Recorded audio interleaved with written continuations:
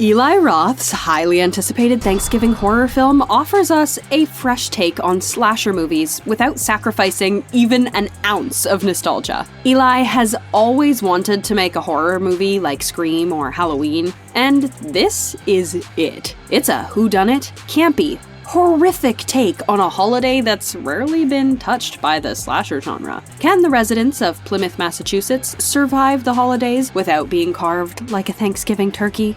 It's always been Eli's dream to make a movie that emulates the vibe of Scream or Halloween. Something that's incredibly scary, that's also fun with fantastic kills. It makes sense as those movies have created some of the most desirable aesthetics when it comes to slashers, and that's exactly what Thanksgiving is trying to go for. Every time one of the characters meets their end, there's a major desire behind the aesthetic to make it look like something from one of the classics. We try to truly make it a classic kill. We take it very seriously. It's like a badge of honor for us. Every character's demise is gonna be truly epic. There was a ton of thought and preparation put into the gore so that when you're watching, it will feel eerily similar to the iconic slasher scenes we know and love.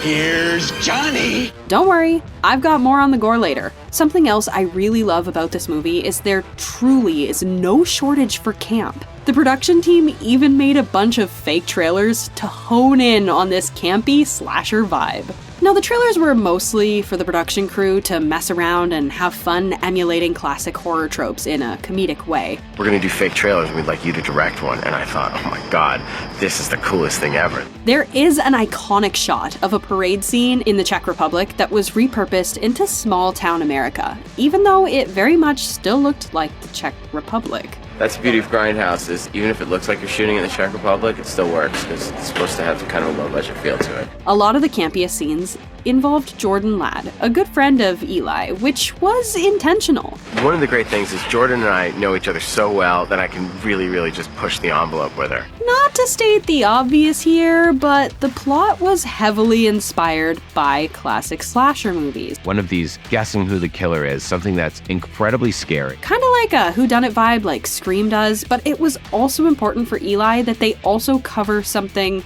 no horror movie ever has. Thanksgiving. There's been horror movies for literally every holiday. Christmas, Valentine's Day, Halloween, obviously, but nothing for Thanksgiving. Unless you count Thanksgiving. But that was the big driving force behind the idea. The movie starts with a Black Friday not ending in a tragedy. Honestly, not that far off from reality. That causes a rise of a mysterious Thanksgiving-inspired killer. They start brutally picking off residents of Plymouth, Massachusetts, the birthplace of Thanksgiving, one by one. What seemingly starts off as random slashings soon becomes very clearly motivated by some deep, horrific revenge plan. Get excited.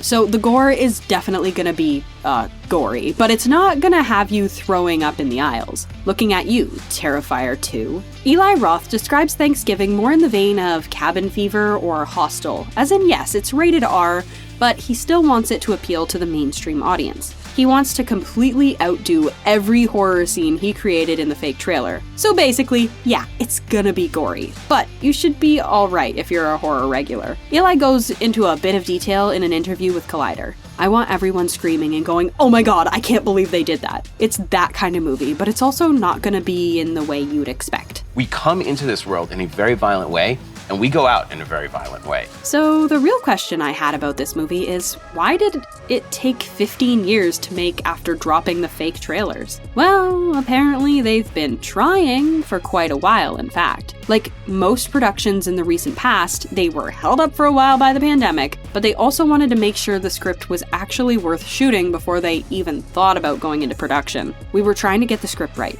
For years, I was just connecting the dots between the trailer, and then I was like, am I just filming the scenes in between what I already did before? Jeff Rendell, Eli's co-writer on the film, pretended that Thanksgiving 1980 exists, and that it was so offensive that every print was destroyed and the only thing that survived was the trailer. Basically, he had to pretend that the only thing that existed about this movie was the trailer. Every copy of the script was burned, and it was treated like a reboot, and yeah, here we are. We've waited 15 years for Thanksgiving to finally grace our screens, and we couldn't be more excited. The gore, the camp, and a nostalgic take on a fresh storyline, have everything going for it to create a major holiday classic. Now, what are you most excited to see?